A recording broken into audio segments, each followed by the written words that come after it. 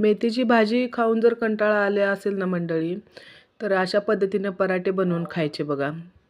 आधी मेथी स्वच्छ पाण्याने धुवून आणि चिरून घेतली, बारीक अशी चिरून घेतली.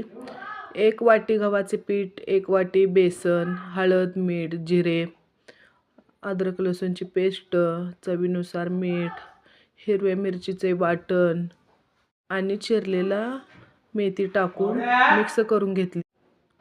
थोडे थोडे पाणी टाकून चांगला उंडा तिंबून घेतला. कणिकमध्ये थोडं थोडंच पाणी टाकून तिंबून घ्यायचं आणि थोडं घट्टसर तिंबून घ्यायचा उंडा आणि त्याच्यानंतर थोडं तेल टाकायचं आणि एक 10 मिनटं रेस्ट द्यायचं त्याला. 10 मिनटं ठेवल्यानंतर असं थोडं कणिक घ्यायचं आणि आपण चपातीला आतून कशी घडी घालतो तसं तेल लावून वरून असं मोडपून घडी घालून घ्यायची आणि हलक्या हाताने मस्त गोल आपल्याला पाहिजे तेवढा लाटून घ्यायचं, बारीक मोठा तुमच्या आवडीनुसार असं लाटून घ्यायचं वरून खालून पीठ लावून, म्हणजे चिटकत नाही लाटण्याला. वरून थोडं तेल लावायचं आणि तव्यावर भाजण्यासाठी टाकून द्यायचं.